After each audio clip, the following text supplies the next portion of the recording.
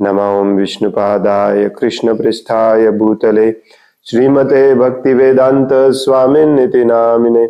नमस्ते सारस्वती देवे गौरवाणी प्रचारिणे निर्विशेषा शून्यवादी पाश्चात्य देशतारिणे। जय श्री कृष्ण चैतन्य प्रभु नित्यानंद श्री अद्वैत गदाधर श्रीवासादि गौर भक्त वृंद। हरे कृष्ण कृष्ण कृष्ण हरे हरे, हरे राम राम राम हरे हरे। मुखं करोति वाचालं पंगुं लंघायते गिरिं यत्कृपातमहं वन्दे श्रीगुरुं दीनतारिणम्। हरे कृष्ण।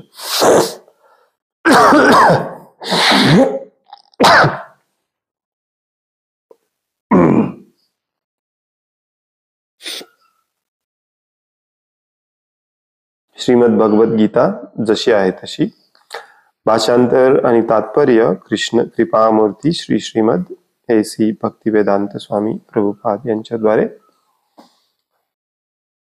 आपण वाचत आहोत अध्याय 3 कर्मयोग किंवा भगवत परायण कर्म। आणि आज आपण वाचणार आहोत श्लोक नंबर 27 आणि पुढे।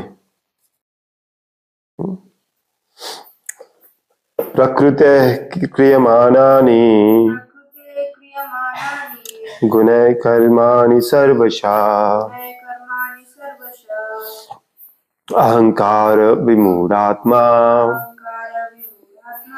कर्ता अहम् इति मन्यते। प्रकृते क्रियमाणानि गुणैः कर्माणि सर्वशः अहंकार विमूढात्मा कर्ता अहम् इति मन्यते। अहंकार प्रकृते क्रियमाणानि गुणैः कर्माणि सर्वशः अहंकार विमूढात्मा कर्ता अहम् इति मन्यते। प्रकृते प्रकृतीच्या क्रियमाणानि केली जाणारी गुणै गुणांद्वारे कर्मणी कर्मे सर्वशः सर्व प्रकारच्या अहंकार विमूढ मिथ्या अहंकाराने मोहित झालेला मूर्ख आत्मा आत्मा कर्ता कर्ता अहम मी इति असे मन्यते मानतो। भाषांतर आहे, मिथ्या अहंकाराच्या प्रभावाने मोहित झालेला आत्मा स्वतःला कर्माचा कर्ता समजतो, पण वास्तविकपणे प्रकृतीच्या 3 गुणांद्वारे सर्व कर्मे केली जातात।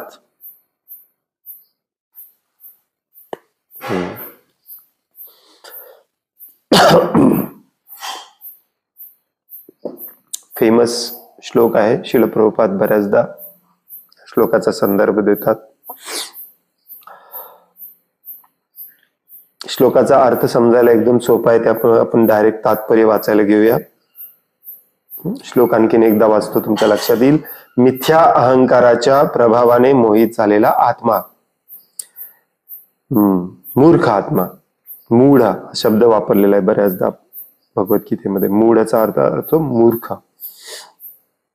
त्याला वाटतं सगळ्या कर्माचा कर्ता मीच आहे, तो स्वतःला सगळ्या कर्माचा कर्ता समजतो, परंतु वास्तविकपणे प्रकृतीच्या 3 गुणांद्वारे सर्व कर्मे केली जातात।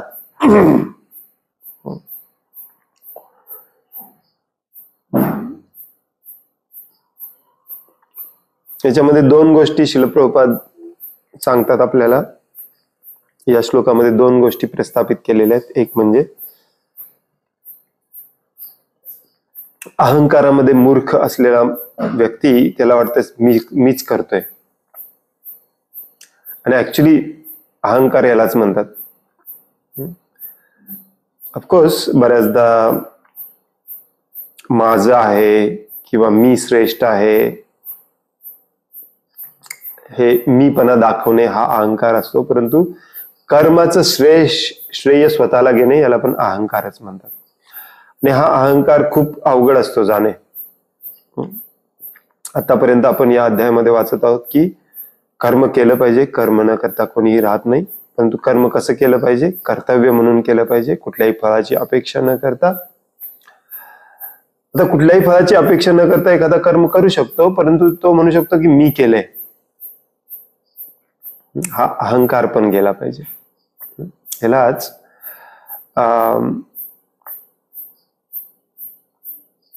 काय म्हणतात, मिथ्या अहंकार म्हटलेला आहे. फॉल्स इगो इंग्लिशमध्ये म्हणतात, फॉल्स इगो.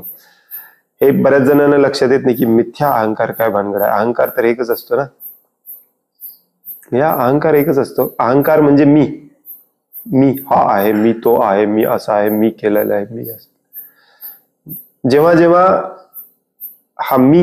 हा शरीराशी चिकटलेला असतो आणि शरीराशी संबंधित भौतिक जगाशी चिकटलेला असतो, तेव्हा त्याला मिथ्या अहंकार म्हणायचं. आणि त्याची सुरुवात होते मी शरीर आहे, मी आत्मा नाही याच्यातून. याच्या उलट खरा अहंकार असतो तो म्हणजे मी शरीर नाही, मी आत्मा आहे. त्यामुळे आत्मा हा भगवंतांचा कायमचा सेवक आहे. त्यामुळे मी भगवंतांचा सदैव सेवक आहे म्हणणे याला म्हणायचं खरा अहंकार. आणि त्याच्या विरुद्ध असलेल्याला खोटा अहंकार किंवा मिथ्या अहंकार. आता ही एक गोष्ट झाली. आणि दुसरी गोष्ट याच्यामध्ये अशी प्रस्थापित करायची आहे, जी इथून पुढच्या श्लोकामध्ये पण भगवंत आपल्याला रिपीटेडली सांगणार आहेत, ती म्हणजे कर्म हे प्रकृतीच्या 3 गुणांच्या प्रभावाखाली केलं जातं. याच्यामध्ये मी स्वतःला मी म्हणणाऱ्याचं काहीही काम नसतं. ऍक्च्युली मी केलंय म्हणायचा प्रश्नच नाही. जरी त्याचं फळ तुम्ही घेतलेलं असला तरी ते तुम्ही केलेलं नसतं. ऍक्च्युली शरीराने केलेलं असतं. ते 3 गुणांच्या प्रभावाखाली शरीर असतं. आत्मा काहीच करत नाही. आत्मा फक्त इच्छा करतो. पुढच्या श्लोकांमध्ये भगवंत डिटेलमध्ये आपल्याला सांगतील. परंतु आता आपण याच्यावरती लक्ष केंद्रित करूया की अहंकारामध्ये, खोट्या अहंकारामध्ये उन्मत्त असलेला मूढ व्यक्ती, त्याला वाटत असते की सगळ्याचा कर्ता मीच आहे. ही खूप चुकीचं आहे ऍक्च्युली. या प्रकृतीतली सगळी कामं ही गुणांच्या प्रभावाखाली होत असतात. प्रकृते क्रियमाणानि गुणै कर्माणि सर्वशः. तात्पर्यामध्ये म्हणतात श्रील प्रभुपाद, एकाच पातळीवर कार्य करणारे एक कृष्ण भावना भवित मनुष्य आणि दुसरा भौतिक भावनेने प्रभावित झालेला मनुष्य, असे दोघेही वरकरणी एकाच स्तरावर असल्यासारखे दिसतात.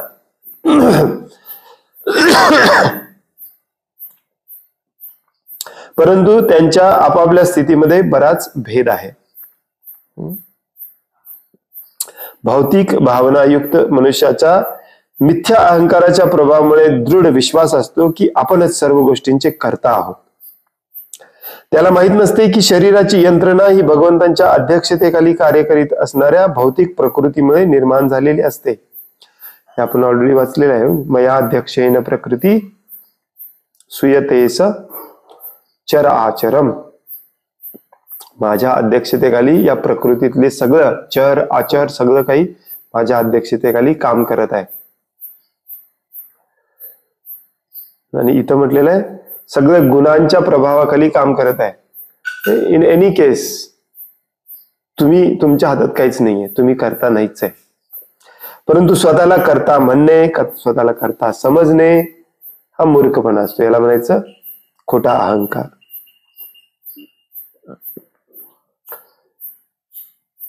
इथे मूढ या शब्दावरती विशेष भर दिलेला नाहीये, परंतु प्रभुपादांच्या बऱ्याच प्रवचनांमध्ये तुम्हाला हा शब्द आढळतो.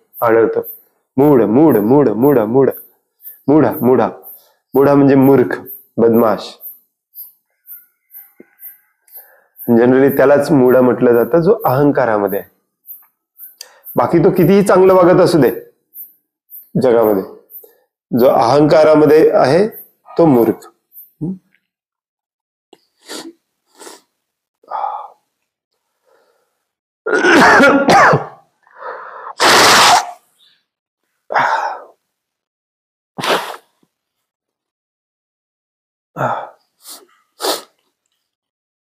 प्रभुपाद सांगतात की एखादं काम असेल, काम बदलायचं नाहीये, नियत काम विहित कर्मच करायचंय. काम बदलायचंय ऍक्च्युली, पाप कर्म बंद करायचंय, शास्त्रामध्ये सांगितलेलं नियत कर्म विहित कर्म करायचंय. परंतु ते करण्यामागे देखील जर भाव हा असेल की करता मी आहे, तर ऍक्च्युली त्याचं फळ तुम्हालाच भोगावं लागतं, भले तुम्ही भगवंतांसाठी करत असाल तरी.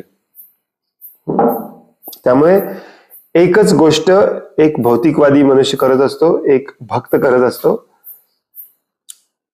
त्याच्या कामामध्ये काहीच फरक नसतो, त्याच्या रिझल्टमध्ये पण काही फरक नसतो, या भावनेमध्ये फरक असतो की भौतिकवादी मनुष्य स्वतः करता आहे म्हणत असतो, स्वतःसाठी करत असतो, आणि भक्त हा भगवंतांसाठी करत असतो. भगवंतच करता आहेत हे पण मान्य करतो, मी करता नाहीच आहे, मया अध्यक्षेन, माझ्या अध्यक्षतेखाली. त्याला माहित नसते की शरीराची यंत्रणा ही भगवंतांच्या अध्यक्षतेखाली कार्य करीत असलेल्या भौतिक प्रकृतीमुळे निर्माण झालेली असते. शेवटी तो श्रीकृष्णांच्याच नियंत्रणाखाली कार्य करीत असतो. नियंत्रक म्हणजे कंट्रोलर. यू विथ दिस?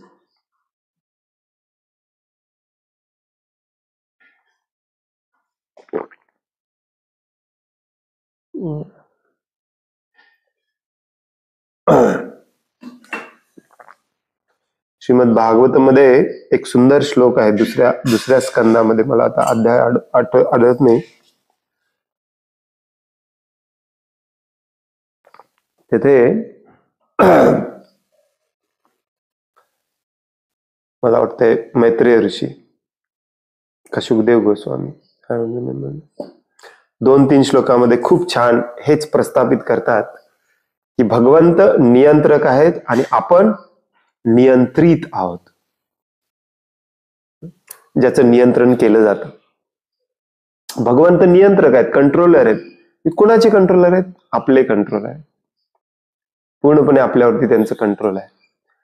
आणि हे खूप व्यवस्थितपणे समजावून घेतलं पाहिजे आणि हे तत्वतः जाणलं पाहिजे की भगवंत हेच कंट्रोलर आहेत, त्यामुळे मी कंट्रोलर होऊच शकत नाही.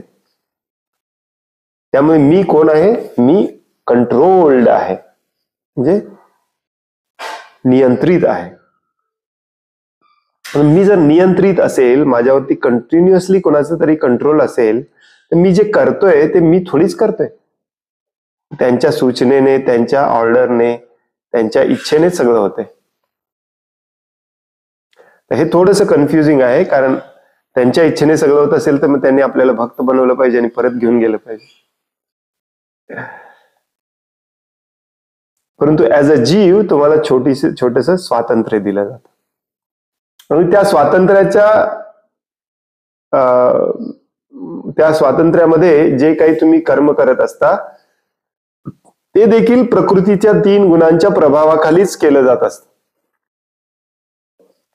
असं नाहीये की तुम्ही स्वतः काही करताय. आत्म्याची एकच चूक असते, तो भगवंतांचा द्वेष करून इच्छा घेऊन इथे आलेला असतो. मग त्याला जसं शरीर मिळालं, त्या शरीरातलं मन, बुद्धी आणि अहंकार हे काम करत असतात. ऍक्च्युली आत्मा काम करत नसतो. पुढं ते सांगतील, ते पुढे एक्सप्लेन करतील. आता एवढंच लक्षात ठेवा की जो अहंकारामध्ये असतो ना, त्याला वाटतं मीच करतोय, मीच करताय. असे कोणी भेटलेत तुम्हाला आजपर्यंत कधी?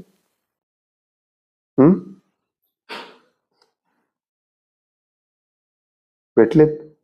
कोण आहे?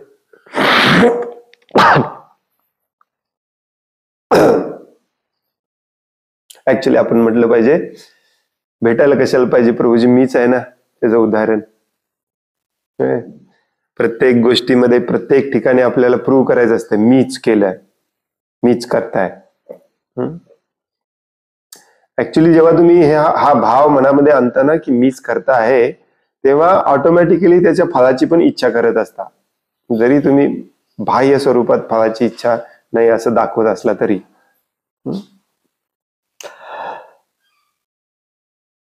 मिथ्या अहंकाराने युक्त असलेला प्रत्येक मनुष्य मनुष्य प्रत्येक गोष्ट स्वतंत्रपणे करण्याचे सारे श्रेय स्वतःकडेच घेत असतो. खोट्या अहंकारामध्ये युक्त असलेला मनुष्य प्रत्येक गोष्ट स्वतंत्रपणे करण्याचे सारे श्रेय स्वतःकडे घेत असतो. जरी दोघांनी मिळून केलेलं असलं तरी मी केलंय. स्वतंत्रपणे म्हणजे काय? मी केलंय. त्यामुळे भगवद्गीतेमध्ये बऱ्याच ठिकाणी हे दोन्ही शब्द एकत्र सांगितले जातात, ममत्व आणि अहंकार. निर्मम व्हायचंय आणि निरअहंकार व्हायचंय. निर्मम म्हणजे काय?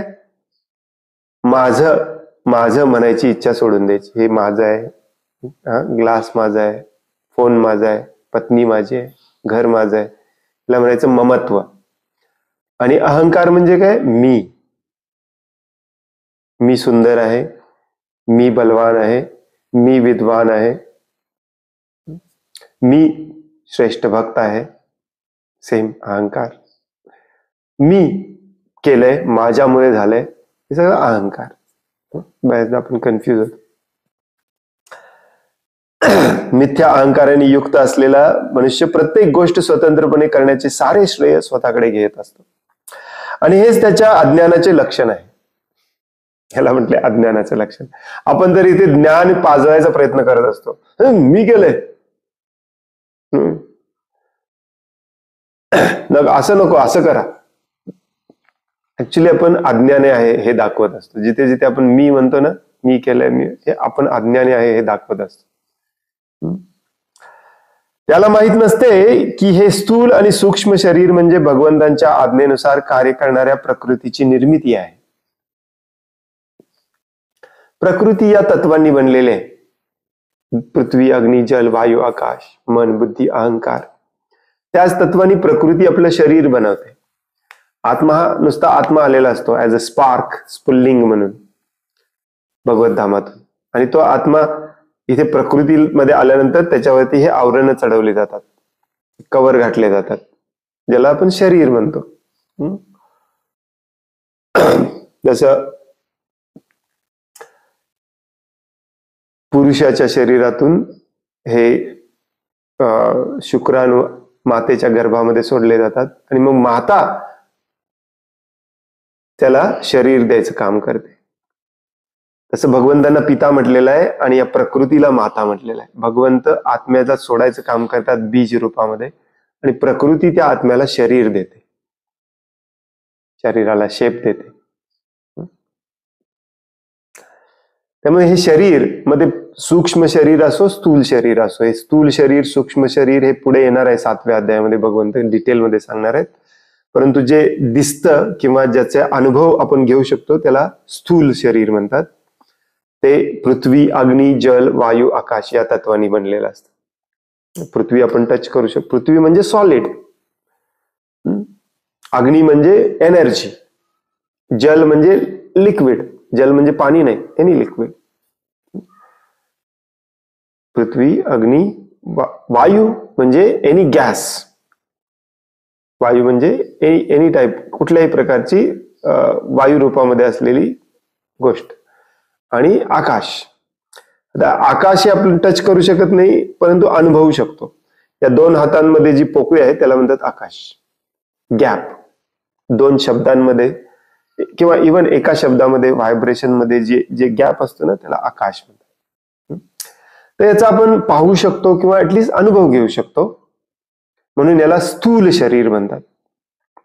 ग्रॉस बॉडी ज्यांना इंग्लिश येते त्यांच्यासाठी. आणि याला या 5 तत्वांना सोडून अजून 3 तत्वांनी शरीर बनलेलं असतं, त्याला म्हणतात सूक्ष्म शरीर, जे आपण पाहू शकत नाही, टच करू शकत नाही, स्मेल करू शकत नाही, परंतु ते आहे याचा अनुभव घेऊ शकतो. ते आहेत मन, बुद्धी आणि अहंकार. हे शरीराचे भाग आहेत. पंचमहाभूत आणि 3 सूक्ष्म मन, बुद्धी. या दोन्हींच्या कॉम्बिनेशननी हे शरीर बनलेलं असतं, आत्म्यावरती चढवलेलं असतं. आणि हे सगळं कुणी बनवलंय? प्रकृतीने दिलेलं आहे आपल्याला. आणि ही प्रकृती मग या शरीराला कंट्रोल पण करत असते, त्याचीच निर्मिती आहे. परंतु आपल्या इच्छा आणि आपलं कर्म यांच्या कॉम्बिनेशननी कंट्रोल करत असते. प्रकृती क्रियमानानी गुणय कर्माणी सर्वशा. गुण आणि कर्म यांच्या कॉम्बिनेशननी कंट्रोल करत असते. म्हणजे काही इच्छा पूर्ण करू दिल्या जातात, काही इच्छा पूर्ण करू दिल्या जात नाहीत. काही गोष्टी न मागता मिळतात, काही गोष्टी मागितल्यावर पण मिळत नाहीत. मग ते कर्माचं फळ असतं. हे सगळं प्रकृती 3 गुणांच्या प्रभावाखाली मॅनेज करत असते. ऍक्च्युली भगवंतच करत असतात, पण ते सगळं भगवंतांनी करायला दिलेलं असतं. म्हणून इथे प्रभुपाद म्हणतात, त्याला माहित नसते, म्हणजे मनुष्याला माहित नसते की स्थूल आणि सूक्ष्म शरीर म्हणजे भगवंतांच्या आज्ञेनुसार कार्य करणाऱ्या प्रकृतीची निर्मिती आहे, प्रकृतीने निर्माण केलेलं आहे. आणि यासाठीच त्याने आपली शारीरिक आणि मानसिक कार्ये कृष्ण भावनेमध्ये श्रीकृष्णांच्या सेवेसाठी संलग्न करणे अत्यावश्यक आहे. यासाठीच म्हणजे आणि यासाठीच त्याने आपली शारीरिक आणि मानसिक कार्य सगळं जे काही करायचंय ते कृष्ण भावनेमध्ये श्रीकृष्णांच्या सेवेसाठी संलग्न करणे अत्यावश्यक आहे. कशासाठी? यासाठी म्हणजे त्यांनी शरीर दिलंय, ते त्यांचंच असणार आहे, माझं थोडीच असणार आहे. यासाठी या शरीराचा उपयोग त्यांच्याच सेवेसाठी केला पाहिजे. त्यांनी दिलंय, ते कंट्रोल पण करतायत, माझ्या हातात पण काही नाहीये, तरी पण माझी इच्छा आहे मी कोणाची सेवा करणार नाही, भगवंताची तर अजिबात करणार नाही, माझा मी एकटा ग्रेट होऊन दाखवतोच. आणि हे कधीच शक्य होत नाही, कारण त्यांनी दिलेलं आहे. ते कंट्रोल पण करू शकतात. म्हणून शरीर जे आहे आपल्या आपल्या इंद्रियांसहित भगवंतांच्या सेवेमध्ये कृष्ण भावनेमध्ये इथे काय लिहिलंय बघा, शारीरिक आणि मानसिक सगळी कामं भगवंतांसाठी केली पाहिजे, अत्यावश्यक आहे. हे हात पाय कान नाक सगळे 5 ज्ञानेंद्रिय 5 कर्मेंद्रिय सगळे भगवंतांच्या सेवेमध्ये वापरले पाहिजे. त्याच्याही आतला जो मन आहे या सगळ्यांना कंट्रोल करतो, त्याला पण भगवंतांच्या सेवेमध्ये नियुक्त केलं पाहिजे. त्याला कंट्रोल करणारी असते बुद्धी, त्याला पण भगवंतांच्या सेवेमध्ये वापरायचं सुरू केलं पाहिजे. आणि मग अहंकार शेवटी आपोआप भगवंतांच्या सेवेमध्ये येतो. मग त्याला मिथ्या अहंकार म्हणता येत नाही, तो खरा अहंकार. मी भगवंतांचा सेवक आहे, हा खरा अहंकार. अज्ञानी मनुष्य विसरतो की पुरुषोत्तम श्री भगवान हे ऋषिकेश किंवा इंद्रियांचे स्वामी म्हणून ओळखले जातात. आपल्या इंद्रिय तृप्तीकरिता अशा मनुष्याने दीर्घकाळ इंद्रियांचा दुरुपयोग केलेला असल्यामुळे तो अज्ञानी मनुष्य वास्तविकपणे मिथ्या अहंकाराने मोहित झालेला असतो. अज्ञानी मनुष्य हे विसरलेला असतो की भगवंत हे इंद्रियांचे स्वामी आहेत, ऋषिकेश आहेत. ज्याचा स्वामी त्याचंच काम केलं पाहिजे. तुम्हाला फक्त ड्रायव्हर म्हणून ठेवलेलं आहे, तुमच्या स्वतःसाठी कार वापरायची तुम्हाला परवानगी नाही. ज्याची कार आहे त्याच्यासाठीच वापरली पाहिजे. भगवंतांचं नाव आहे ऋषिकेश. पहिल्या अध्यायामध्ये 2-3 वेळा आपण याचा अभ्यास केला. ऋषिक म्हणजे इंद्रिय आणि एश म्हणजे ईश्वर. जसं गणेश महेश म्हणतो की तसं ऋषिकेश इंद्रियांचे स्वामी आहेत. कोणाच्या इंद्रियांचे स्वामी आहेत? सगळ्यांच्या, फक्त त्यांच्या नाहीत, प्रत्येक जीवाच्या. तुमच्या इंद्रियांचे पण स्वामी तेच आहेत. ते तुम्हाला फक्त भाड्याने दिलंय सध्या वापरायला, हातपाय कान नाक डोळे वगैरे. आणि मग भाड्याने दिलेलं असता माझंच म्हणून बसलं तर मग त्या व्यक्तीचे काय हाल होतात? त्याला म्हणतात मूर्ख, हो की नाही? विमूढ आत्मा, अहंकार विमूढ आत्मा. तशी आपली गत झालेली आहे सध्या. आपण अहंकारामध्ये मूर्ख झालेले आत्मा आहोत. माझं समजायला लागलं. ज्याचं आहे त्याच्या सेवेसाठी वापरलं पाहिजे. त्यामुळे ज्याचं आहे त्याच्या सेवेसाठी वापरल्यानंतर मला अधिकारच नाही म्हणायचा की मी सेवा केलीये किंवा मी काम केलंय, मी कर्म करतोय. तुम्ही कोण? हे या श्लोकामध्ये स्पष्ट करण्यात आलेलं आहे. अज्ञानी मनुष्य विसरतो ऍक्च्युली की पुरुषोत्तम भगवान हेच ऋषिकेश आहेत किंवा इंद्रियांचे स्वामी म्हणून जाणले जातात. आपल्या इंद्रिय तृप्तीकरता अशा मनुष्याने दीर्घकाळ इंद्रियांचा दुरुपयोग केलेला असल्यामुळे तो अज्ञानी मनुष्य वास्तविकपणे मिथ्या अहंकाराने मोहित झालेला असतो. आज दुपारीच कोणीतरी विचारत होतं, किती दिवस चालणार आहे याचं? किती दिवसापासून चालत आलेला आहे, किती दिवस चालणार?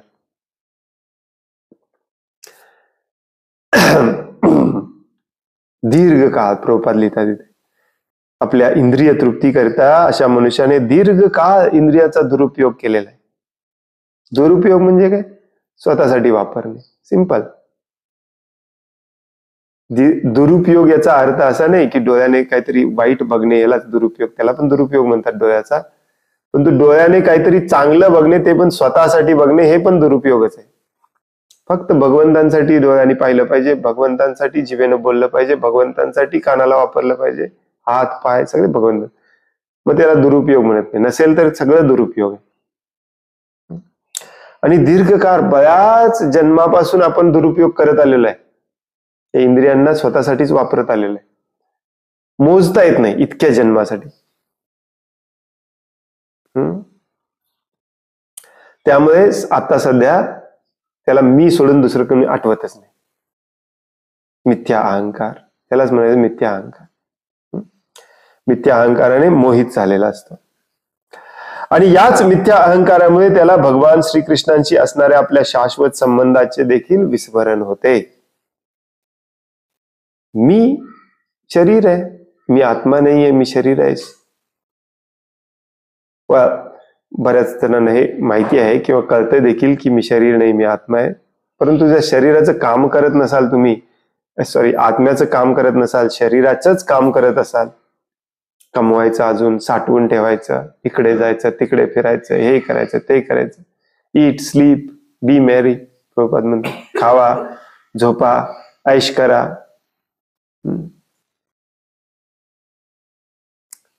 ऍक्च्युली आपण हे विसरलेलंच असतं. याच मिथ्या अहंकारामुळे आपण भगवान श्रीकृष्णांशी असणाऱ्या आपल्या शाश्वत संबंधाचे देखील आपल्याला विस्मरण होते. माहितीच नाही आपल्याला आपला आणि भगवंतांचा संबंध आहे. तो संबंध शाश्वत आहे. शाश्वत म्हणजे कायमच आहे. आज सकाळी असतो, संध्याकाळी नसतो, किंवा आठवड्यातून एक दिवस असतो असं नाही, कायमच आहे.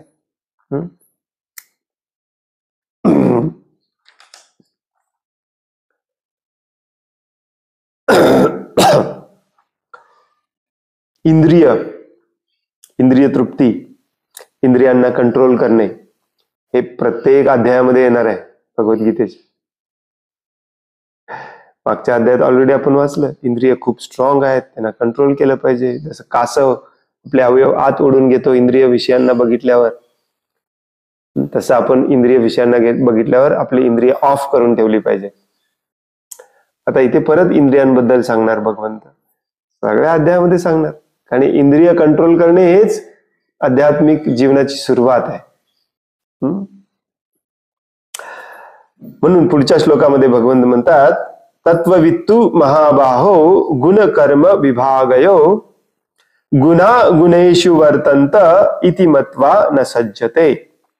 हे महाबाहू अर्जुन, ज्याला परमसत्याचे ज्ञान आहे तो इंद्रियांमध्ये किंवा इंद्रिय तृप्तीमध्ये रममान होत नाही.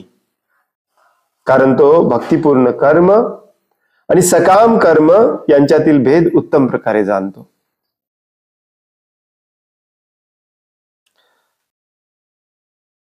आणखीन एकदा ऐका. हे महाबाहू अर्जुन, ज्याला परमसत्याचे ज्ञान आहे तो इंद्रियांमध्ये किंवा इंद्रिय तृप्तीमध्ये रममान होत नाही. रममानचा याचा अर्थ आहे रात्रंदिवस इंद्रिय तृप्तीमध्येच आहे. एक 5 मिनिटं जरी तुम्ही इंद्रिय तृप्तीमध्ये असला तरी ते डेंजरस आहे तुमच्यासाठी. कम्प्लिटली सोडून दिलं पाहिजे. कारण तो भक्तिपूर्ण सेवा कर्म आणि सकाम कर्म यांच्यातला फरक जाणतो. आता ही कर्म वेगळी नाही आहेत, कर्म तीच आहेत, परंतु तेच सकाम म्हणून करायचं का भक्तिपूर्ण म्हणून.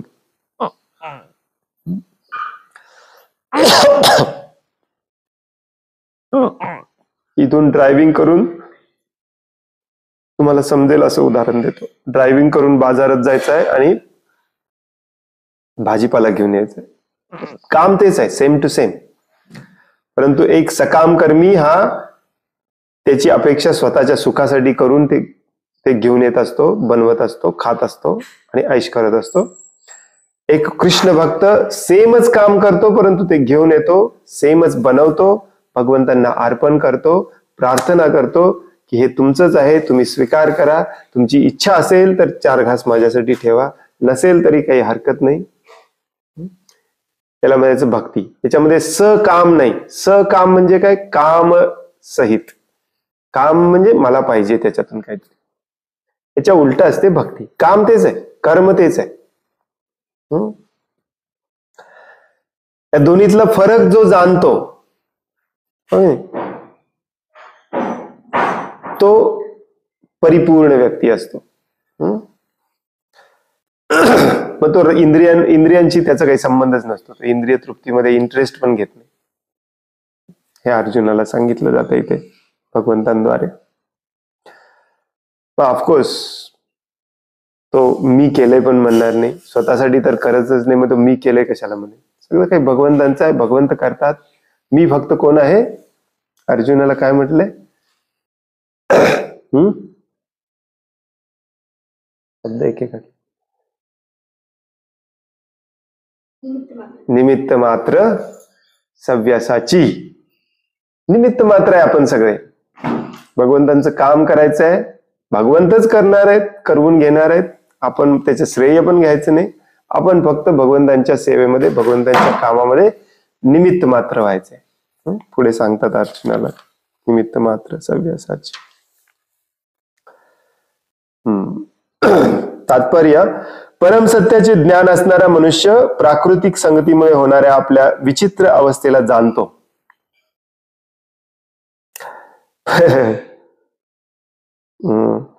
परम सत्याचे म्हणजेच भगवंतांचे, ज्याला ज्ञान आहे. भगवंतांचंच दुसरं नाव आहे परम सत्य, ऍब्सोल्यूट ट्रुथ.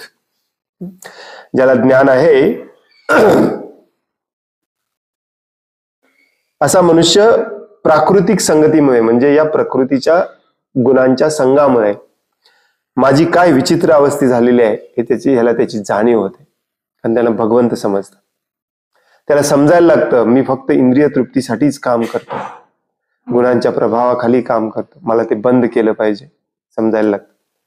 मग त्याला परम सत्य समजायला लागतात.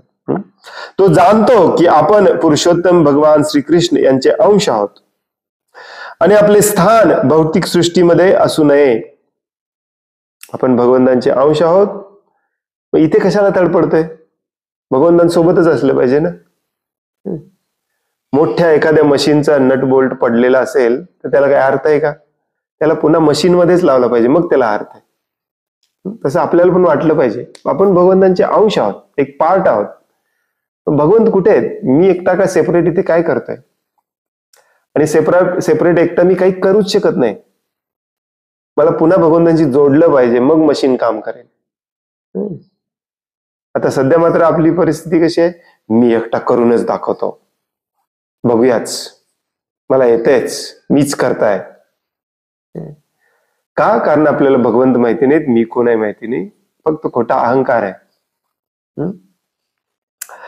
आपण भगवंतांचे अंश आहोत आणि आपले स्थान भौतिक सृष्टीमध्ये नाही हे तो जाणतो.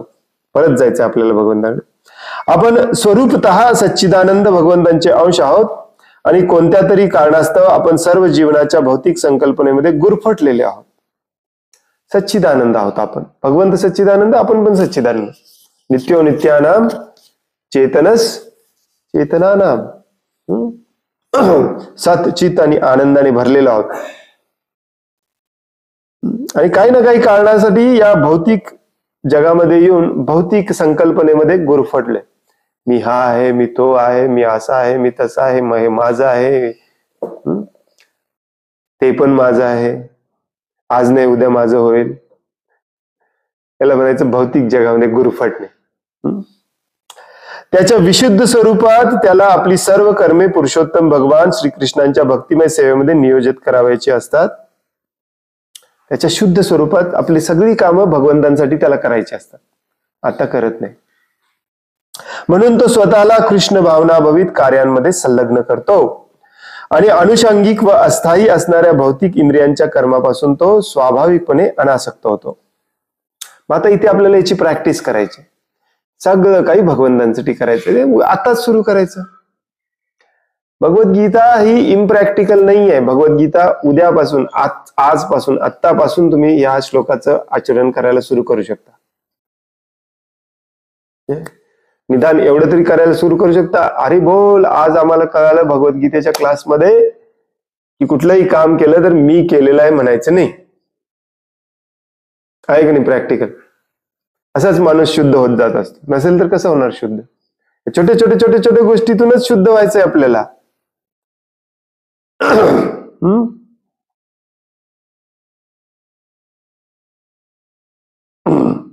छोट्या छोट्या छोट्या गोष्टीतूनच शुद्ध व्हायचे. काही काही लोकांची अशी इच्छा असते की असं चुटकी मारली की सगळंच शुद्ध व्हायला पाहिजे. नाही, हे करायला लागा, उद्यापासून बघा हळूहळू फरक जाणवेल तुम्हाला. म्हणायचंच नाही मी केलंय, माझ्यामुळे केलंय, माझ्यामुळे होतंय. खोटं खोटं म्हणायचं नाही बरं का. काही काही जणांना अति विनम्र असायची, ऍक्टिंग करायचं. प्रभूजी मी कोण करणार आहे हो, सगळे तेच करवतात. अरे हळू आतमध्ये मात्र भाव असतो, माझ्याशिवाय काय हालते बघतोच. That's wrong.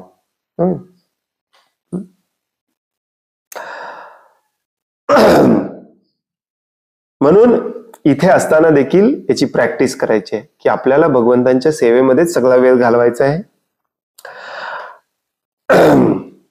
आणि अनुषंगिक आणि अस्थायी असणाऱ्या भौतिक इंद्रियांच्या कर्मापासून तो स्वाभाविकपणेच अनासक्त होतो. अनुषंगिक म्हणजे काय? अस्थायी आहे नो, अनुषंगिक.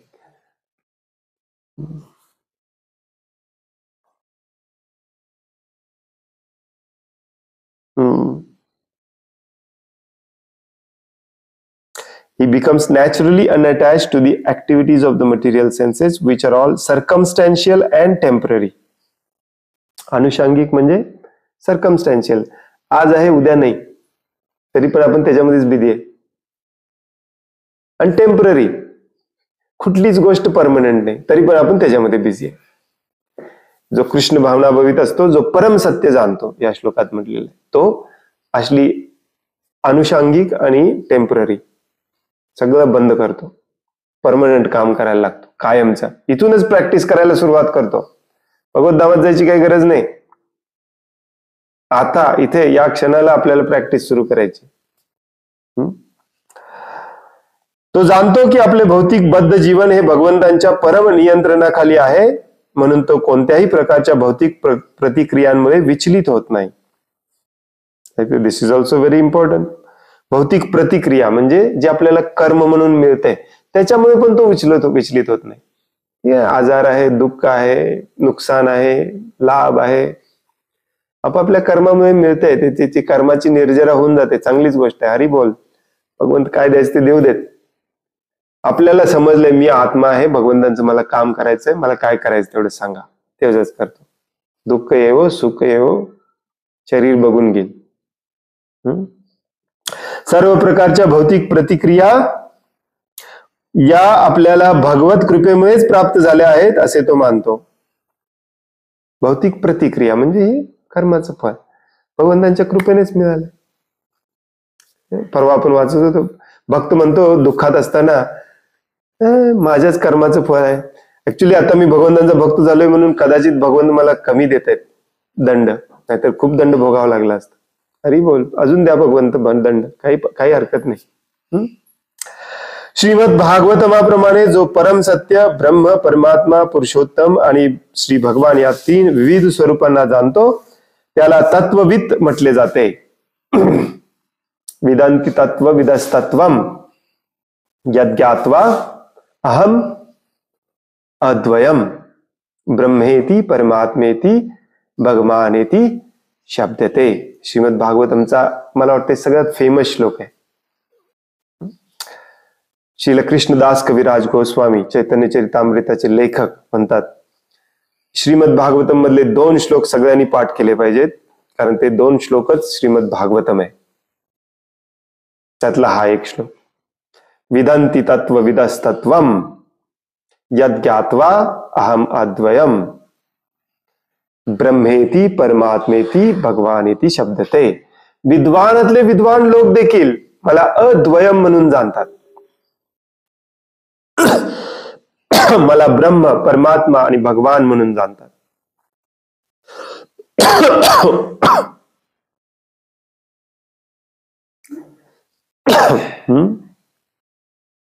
आणि दुसरा कुठला श्लोक कोणाला माहितीये?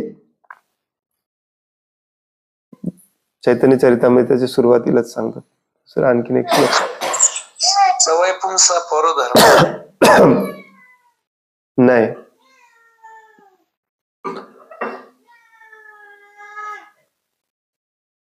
एथे चांश कलापुंस कृष्णस्तु भगवान स्वयं इंद्रारी व्याकुलम लोके मृदयंती युगे युगे. हे सगळ्यांनी लक्षात ठेवलं पाहिजे. एथे चांश कला म्हणजे ब्रह्म, परमात्मा, भगवान हे सगळं भगवानच आहेत. तो पहिला श्लोक. आता दुसरा श्लोक काय? एथेच्या अंश कलापुंस म्हणजे हे सगळे भगवंतांचे अवतार, म्हणजे कुठलेही अवतार असो त्या अध्यायामध्ये सगळे अवतार सांगितलेत. तिसराच अध्याय आहे भागवतमचा. आणि ते सगळे अध्याय सांगितल्यानंतर सुत गोस्वामी सांगतात हे सगळे अवतार सांगितल्यानंतर हे सगळे अवतार आणि अवतारांचे अवतार, अनगिनित अवतार, हे सगळे भगवान श्रीकृष्णांपासून येतात. कारण भगवान श्रीकृष्ण स्वयं भगवान आहेत. Very important. येथे चांस कलापुंस कृष्णस्तु भगवान स्वयं इंद्रारी व्याकुलम लोके मृदयंती युगे युगे. इंद्र आदी देवतागण, साधू लोक जेव्हा जेव्हा व्याकुल होतात असुरांमुळे, तेव्हा तेव्हा भगवंत या स्वरूपात येतात त्यांना दिलासा देण्यासाठी. यालाच म्हणायचं परमसत्य जाणणे. आणि हे परमसत्य जो जाणलेला असतो ना, तो स्वतःसाठी काही काम करत नाही, स्वतःच्या इंद्रिय तृप्तीसाठी काही काम करत नाही, फक्त भगवंतांची सेवा करतो. मग तो इथे असो, भगवत धामात असो, कुठेही असो. साहजिकच आहे, मी केलंय म्हणून पण सांगत नाही.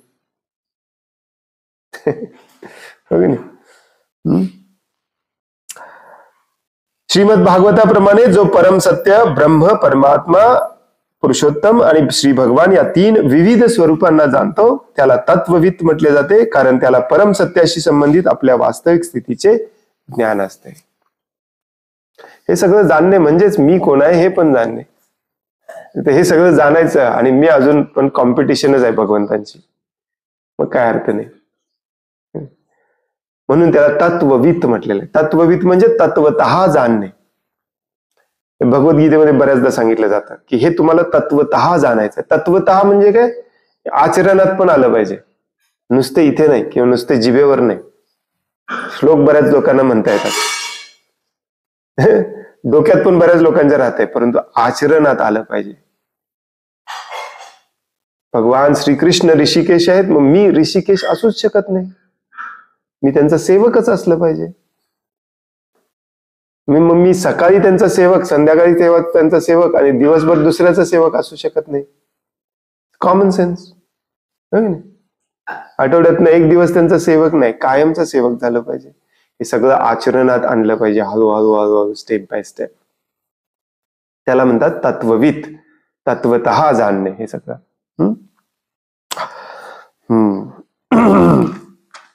हरे कृष्ण.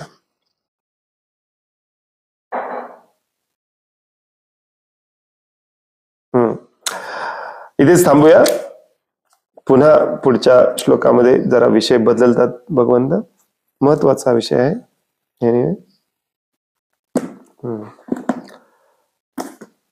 हरे कृष्ण. कोणाला काही प्रश्न आहे, काही सांगायचं आहे?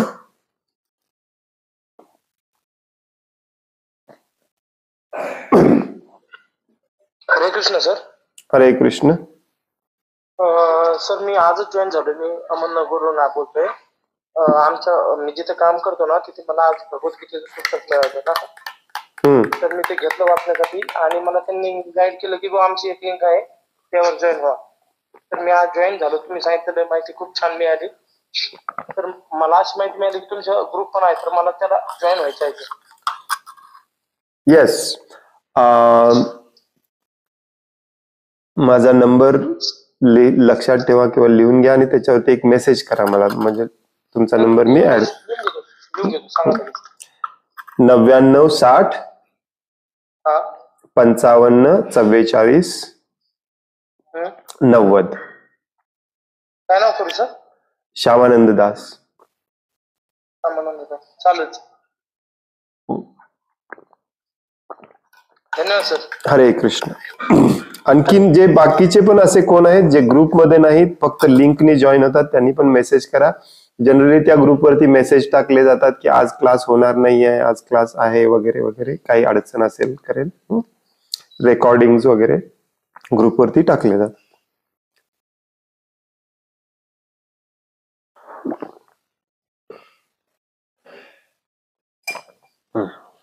आणखीन कोणाला काही प्रश्न आहे, काही सांगायचं आहे?